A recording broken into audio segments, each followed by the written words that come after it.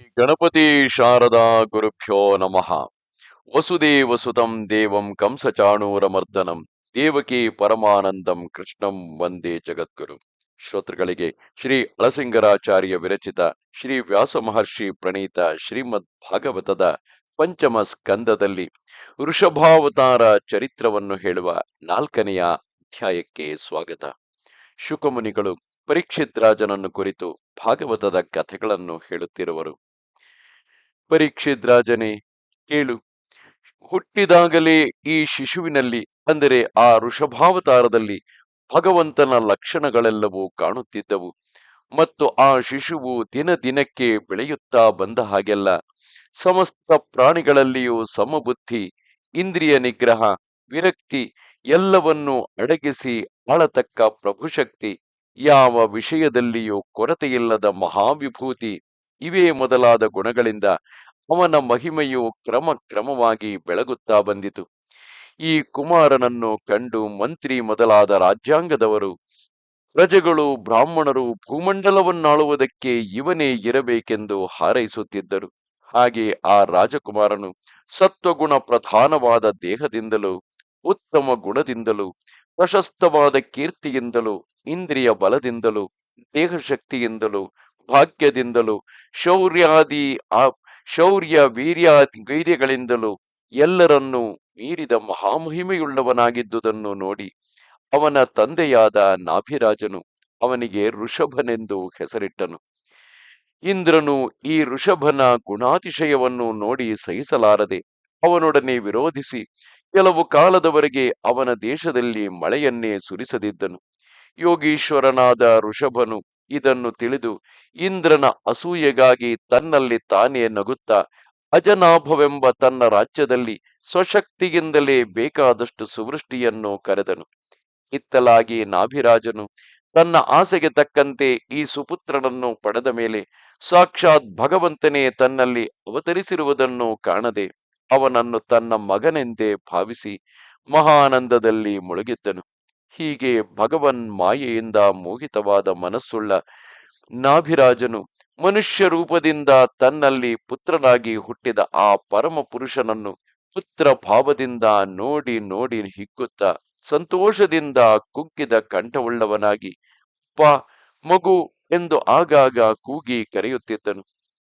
ಪಟ್ಟಣದ ಜನಗಳು, ಪ್ರಜೆಗಳು, ದೇಶವಾಸಿಗಳು ತನ್ನ ಮಗನಲ್ಲಿ ಬಹಳ ಅನುರಕ್ತರಾಗಿರುವುದನ್ನು ತಿಳಿದು ನಾಭಿರಾಜನು ತನ್ನ ರಾಜ್ಯವನ್ನು ಪುತ್ರನಿಗೊಪ್ಪಿಸಿ ಲೋಕದಲ್ಲಿ ವರ್ಣಾಶ್ರಮ ಧರ್ಮಗಳನ್ನು ಚೆನ್ನಾಗಿ ಕಾಪಾಡುತ್ತಾ ಬರುವಂತೆ ನಿಯಮಿಸಿ ಅವನಿಗೆ ಪಟ್ಟಾಭಿಷೇಕವನ್ನು ನಡೆಸಿದನು.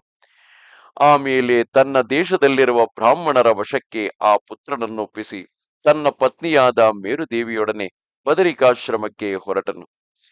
ವಿಶಾಲವಾದ ಆ ಆಶ್ರಮ ಪ್ರದೇಶದಲ್ಲಿ ನರನಾರಾಯಣ ರೂಪದಿಂದಿರುವ ಷಡ್ಗುಣ ಪರಿಪೂರ್ಣನಾದ ವಾಸುದೇವನನ್ನು ತಪಸ್ಸಿನಿಂದಲೂ ಸಾಂಗವಾದ ಭಕ್ತಿಯೋಗದಿಂದಲೂ ಆರಾಧಿಸಿ ತನ್ನ ಪ್ರಾರಬ್ಧ ಕರ್ಮವು ತೀರಿದ ಮೇಲೆ ಮುಕ್ತಿಯನ್ನು ಹೊಂದಿದನು. ಎಲೈ ಪರೀಕ್ಷಿತ್ ರಾಜನೇ, ಈ ಕೆಳಗಿನ ಗಾದೆಗಳಿಂದ ನಾಭಿರಾಜನ ಚರಿತ್ರವು ಎಲ್ಲೆಲ್ಲಿಯೂ ಕೊಂಡಾಡಲ್ಪಡುತ್ತಿರುವುದು. ರಾಜಋಷಿಯಾದ ನಾಭಿಯ ಚರಿತ್ರವು ಎಣೆಯಿಲ್ಲದುದು. ಅವನಂತೆ ಲೋಕಪ್ರಸಿದ್ಧವಾದ ಕಾರ್ಯವನ್ನು ಯಾವನೂ ನಡೆಸಲಾರನು. ಆತನ ಪರಿಶುದ್ಧವಾದ ಕರ್ಮಗಳಿಂದ ಸಂತುಷ್ಟನಾದ ಭಗವಂತನು ಅವನಲ್ಲಿ ತಾನೇ ಪುತ್ರರೂಪದಿಂದ ಅವತರಿಸಿದನು.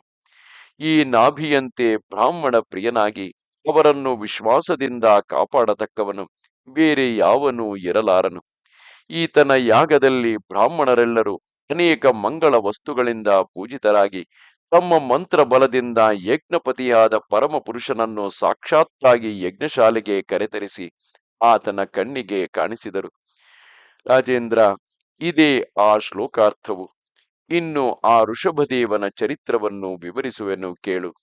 ನಾಭಿರಾಜನು ಮುಕ್ತಿಯನ್ನು ಹೊಂದಿದ ಮೇಲೆ ಋಷಭನು ತನ್ನ ಆಳ್ವಿಕೆಗೆ ಒಳಪಟ್ಟ ಭೂಭಾಗವೇ ಸ್ವರ್ಗ ಮೋಕ್ಷಗಳನ್ನು ಸಾಧಿಸತಕ್ಕ ಸತ್ಕರ್ಮಗಳಿಗೆಲ್ಲ ಉತ್ತಮ ಸ್ಥಾನವೆಂಬುದನ್ನು ತಿಳಿದು ತನ್ನ ಪ್ರಜೆಗಳು ಹಾಗೆಯೇ ನಡೆಯಬೇಕು ಎಂಬುದಕ್ಕಾಗಿ ತಾನು ಸರ್ವಜ್ಞನಾಗಿದ್ದರೂ ಕೆಲವು ಕಾಲದವರೆಗೆ ಗುರುಕುಲ ವಾಸವನ್ನು ಮಾಡುತ್ತಿದ್ದನು. ಆಮೇಲೆ ಆ ಆಚಾರ್ಯರ ಅನುಮತಿಯಿಂದ ಗೃಹಸ್ಥಾಶ್ರಮ ಧರ್ಮಗಳನ್ನು ನಡೆಸುತ್ತಾ ಬಂದನು. ಶಾಸ್ತ್ರಗಳಲ್ಲಿ ವಿಧಿಸಲ್ಪಟ್ಟ ಶ್ರೌತ ಸ್ಮಾರ್ತ ರೂಪಗಳಾದ ಪ್ರವೃತ್ತಿ ನಿವೃತ್ತಿ ಕರ್ಮಗಳೆರಡನ್ನು ಕ್ರಮವಾಗಿ ನಡೆಸುತ್ತಿದ್ದನು. ಹೀಗೆ ಋಷಭರೂಪದಿಂದ ಅವತರಿಸಿದ ಆ ಭಗವಂತನು ತಾನು ಸರ್ವಜ್ಞನಾಗಿದ್ದರೂ ಗುರುಕುಲ ವಾಸವನ್ನು ಮಾಡಿ ಪೂರ್ಣ ಕಾಮನಾಗಿದ್ದರೂ ಶ್ರದ್ಧೆಯಿಂದ ಕರ್ಮಗಳನ್ನು ನಡೆಸುತ್ತಾ ಆ ನೆವದಿಂದ ತನ್ನ ದೇಶದ ಪ್ರಜೆಗಳೆಲ್ಲರಿಗೂ ಸನ್ಮಾರ್ಗವನ್ನು ತೋರಿಸುತ್ತಿದ್ದನು. ಆಮೇಲೆ ದೇವೇಂದ್ರನು ತನಗೆ ಪ್ರೀತಿಯಿಂದ ಕೊಟ್ಟ ಜಯಂತಿ ಎಂಬ ಕನ್ಯೆಯನ್ನು ವಿವಾಹ ಮಾಡಿಕೊಂಡು ಅವಳಲ್ಲಿ 100 ಮಂದಿ ಪುತ್ರರನ್ನು ಪಡೆದನು. ಆ ಮಕ್ಕಳಲ್ಲಿ ಹಿರಿಯನಾದ ಭರತನೆಂಬುವನು ಎಣೆಯಿಲ್ಲದ ಗುಣಗಳಿಂದ ಲೋಕಪ್ರಸಿದ್ಧನಾದನು. ಓ ಪರೀಕ್ಷಿತ್ ರಾಜ, ಈ ಭರತನ ಆಳ್ವಿಕೆಯಿಂದಲೇ ಅಜನಾಭವೆಂಬ ಈ ಭೂಖಂಡಕ್ಕೆ ಅಂದು ಮೊದಲುಗೊಂಡು ಭರತ ವರ್ಷವೆಂಬ ಹೆಸರುಂಟಾಯಿತು. ಮತ್ತು ಆ 100 ಮಕ್ಕಳಲ್ಲಿ 10 ಮಂದಿಗೊಬ್ಬನಂತೆ ಗುಣಗಳಿಂದ ಪ್ರಸಿದ್ಧನಾಗಿ ಪ್ರಧಾನನೆನಿಸಿಕೊಂಡನು. ಮೊದಲನೆಯ 10 ಮಂದಿ ಕುಮಾರರಲ್ಲಿ ಭರತನೇ ಪ್ರಧಾನನು. ಅದರಿಂದಾಚೆಗೆ 11ನೆಯವನು ಕುಶಾವರ್ತನು. ಹೀಗೆಯೇ ಕ್ರಮವಾಗಿ ಇಲಾವರ್ತ, ಬ್ರಹ್ಮಾವರ್ತ, ಆರ್ಯಾವರ್ತ, ಮಲಯಕೇತು, ಭದ್ರಸೇನ, ಇಂದ್ರಸ್ಪೃಕ್ಕು, ವಿದರ್ಭ, ಕೀಟಕರೆಂಬ ಕುಮಾರರು ತಮ್ಮ ತಮ್ಮಂದಿರಾದ 9 ಮಂದಿ ಕುಮಾರರಲ್ಲಿ ಪ್ರಮುಖರೆನಿಸಿಕೊಂಡು ವಿಶೇಷ ಪ್ರಸಿದ್ಧಿಯನ್ನು ಹೊಂದಿದರು.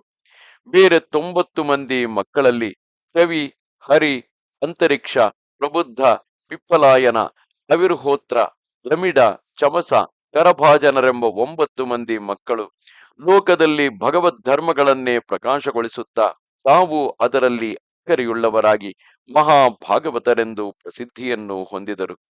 ರಾಜ, ಭಗವನ್ ಮಹಿಮೆಯನ್ನು ತಕ್ಕವನಾಗಿಯೂ ಮನಃಶಾಂತಿಗೆ ಹೇತುವಾಗಿಯೂ ಇರುವ ಅವರ ಚರಿತ್ರವು ಮುಂದೆ 11ನೆಯ ಸ್ಕಂದದಲ್ಲಿ ವಸುದೇವ ನಾರದ ಸಂವಾದದಲ್ಲಿ ವಿವರಿಸಲ್ಪಡುವುದು. ಇವರು ಹೊರತು ಉಳಿದ 81 ಮಂದಿ ಮಕ್ಕಳು ತಂದೆಯ ಆಜ್ಞೆಯನ್ನು ಮನ್ನಿಸಿ ಗೃಹಸ್ಥಾಶ್ರಮವನ್ನು ಹಿಡಿದು ಆ ಆಶ್ರಮಕ್ಕೆ ಬೇಕಾದ ಸಕಲ ಸಂಪತ್ತುಗಳಿಂದಲೂ ಕೂಡಿದವರಾಗಿ ಸಾಂಗವಾದ ವೇದಾಧ್ಯಯನವನ್ನು ಮಾಡಿ ಅನೇಕ ಯಾಗಗಳನ್ನು ನಡೆಸುತ್ತಾ ತಮ್ಮ ಸದಾಚಾರದಿಂದ ಬ್ರಾಹ್ಮಣರೆನಿಸಿಕೊಂಡರು. ತಲಾಗಿ ಋಷಭರೂಪದಿಂದ ಅವತರಿಸಿದ ಭಗವಂತನು ಕರ್ಮಗಳಿಗೆ ವಶನಾಗದೆ ಆ ಕರ್ಮಗಳಿಂದ ಸಂಭವಿಸತಕ್ಕ ಸುಖ ದುಃಖಗಳಿಗೂ ಈಡಾಗದೆ ಸರ್ವ ಸ್ವತಂತ್ರನಾಗಿ ಕೇವಲಾನಂದಮಯವಾದ ತನ್ನ ಸ್ವರೂಪವನ್ನೇ ಅನುಭವಿಸತಕ್ಕ ಸರ್ವೇಶ್ವರನಾಗಿದ್ದರು. ಲೋಕದಲ್ಲಿ ಕಾಲವಶದಿಂದ ಕೆಟ್ಟು ಹೋಗಿರುವ ಧರ್ಮಗಳನ್ನು ತನ್ನ ಆಚರಣೆಯಿಂದ ತಿರುಗಿ ಸ್ಥಾಪಿಸಬೇಕು ಎಂದೆಣಿಸಿ ಪ್ರಾಕೃತ ಮನುಷ್ಯನಂತೆ ಕರ್ಮಗಳನ್ನು ನಡೆಸುತ್ತಾ ಬಂದನು. ಸಮಸ್ತ ಭೂತಗಳಲ್ಲಿಯೂ ಸಮಬುದ್ಧಿಯುಳ್ಳವನಾಗಿ ರಾಗದ್ವೇಷಾದಿಗಳಿಂದ ಮನಸ್ಸು ಕದಲದೆ ಸಮಸ್ತ ಪ್ರಾಣಿಗಳಲ್ಲಿಯೂ ಮೈತ್ರಿಯನ್ನೇ ತೋರಿಸುತ್ತಿದ್ದನು. ಎಲ್ಲರಲ್ಲಿಯೂ ಕರುಣೆಯುಳ್ಳವನಾಗಿದ್ದನು. ಜನಗಳನ್ನು ಗೃಹಸ್ಥಾಶ್ರಮದಲ್ಲಿ ನಿಯಮಿಸುತ್ತಾ ಧರ್ಮ, ಅರ್ಥ, ಕಾಮ, ಮೋಕ್ಷಗಳೆಂಬ 4 ಪುರುಷಾರ್ಥಗಳನ್ನು ಸಾಧಿಸುವುದಕ್ಕೆ ಬೇಕಾದ ದಾರಿಗಳೆಲ್ಲವನ್ನೂ ತೋರಿಸಿಕೊಡುತ್ತಿದ್ದನು. ರಾಜೇಂದ್ರ, ಲೋಕದಲ್ಲಿ ಹಿರಿಯರ ನಡತೆಯನ್ನು ಅನುಸರಿಸಿ ಹೋಗುವುದೇ ಜನಗಳ ಸ್ವಭಾವವು. ಆದುದರಿಂದ ಪುರುಷ ಶ್ರೇಷ್ಠನಾದ ಆ ಮಹಾತ್ಮನು ಯಾವ ಅನುಷ್ಠಾನಗಳನ್ನು ನಡೆಸುತ್ತಿದ್ದನೋ ಸಮಸ್ತ ಲೋಕವು ಆ ಮಾರ್ಗವನ್ನೇ ಅನುಸರಿಸುತ್ತಿದ್ದವು. ಮತ್ತು ಅವನು ಸಮಸ್ತ ಧರ್ಮಗಳನ್ನು ಒಳಗೊಂಡಿರುವ ವೇದ ರಹಸ್ಯಗಳೆಲ್ಲವನ್ನು ತಾನು ಬಲ್ಲವನಾಗಿದ್ದರೂ ಅದನ್ನು ಆಗಾಗ ಬ್ರಾಹ್ಮಣೋತ್ತಮರಿಂದ ಕೇಳಿ ತಿಳಿಯುವಂತೆ ನಟಿಸುತ್ತಿದ್ದನು. ಅವರು ತೋರಿಸಿಕೊಟ್ಟ ದಾರಿಯಲ್ಲಿಯೇ ಹೋಗುತ್ತಾ ಸಾಮಾಧಿ ಉಪಾಯಗಳಿಂದ ಪ್ರಜೆಗಳನ್ನು ರಕ್ಷಿಸುತ್ತಿದ್ದನು. ಕಾಲ, ದೇಶ, ದ್ರವ್ಯ, ವಯಸ್ಸು, ಶ್ರದ್ಧೆ, ಋತ್ವಿಕ್ಕುಗಳು ಇನ್ನೂ ಯಾಗಕ್ಕೆ ಬೇಕಾದ ಹಲವು ಬಗೆಯ ಅಂಗಗಳೆಲ್ಲವನ್ನು ಅನುಸರಿಸಿ ವಿದ್ಯುಕ್ತವಾದ ಒಂದೊಂದು ಯಾಗವನ್ನು 100 ಆವರ್ತಿ ನಡೆಸಿ ಮುಗಿಸಿದನು. ಈ ಋಷಭದೇವನು ಭಾರತ ವರ್ಷವನ್ನು ಆಳುತ್ತಿರುವಾಗ ಅಲ್ಲಿನ ಪ್ರಜೆಗಳಲ್ಲಿ ಪ್ರತಿಯೊಬ್ಬ ಮನುಷ್ಯನು ಯಾವಾಗಲೂ ತನಗೆ ಪ್ರಭುವಾದ ಆತನಲ್ಲಿ ಪೂರ್ಣ ಭಕ್ತಿಯೊಂದನ್ನು ಹೊರತು ಬೇರೆ ಯಾವ ಪುರುಷಾರ್ಥವನ್ನು ಬಯಸುತ್ತಿರಲಿಲ್ಲ. ಆ ಋಷಭನು ಒಮ್ಮೆ ಭೂಸಂಚಾರವನ್ನು ಮಾಡುತ್ತಾ ಬ್ರಹ್ಮಾವರ್ತವೆಂಬ ದೇಶಕ್ಕೆ ಹೋದನು. ಅಲ್ಲಿ ಅನೇಕ ಬ್ರಹ್ಮರ್ಷಿಗಳು ಸಭೆ ಸೇರಿದ್ದಾಗ ಈತನು ಆ ಸಭೆಯಲ್ಲಿ ಪ್ರವೇಶಿಸಿ ಅಲ್ಲಿ ನೆರೆದಿದ್ದವರೆಲ್ಲರೂ ಕೇಳುತ್ತಿರುವ ಹಾಗೆಯೇ ತನ್ನಲ್ಲಿ ಭಕ್ತಿಯುಕ್ತರಾಗಿಯೂ ವಿನೀತರಾಗಿಯೂ ಇರುವ ತನ್ನ ಮಕ್ಕಳನ್ನು ನೋಡಿ ಅವರಿಗೆ ಹೀಗೆಂದು ಬೋಧಿಸುವನು. ಇಲ್ಲಿಗೆ 4ನೆಯ ಅಧ್ಯಾಯವು. ನಮಸ್ತೆ ಶಾರದೆ ದೇವಿ.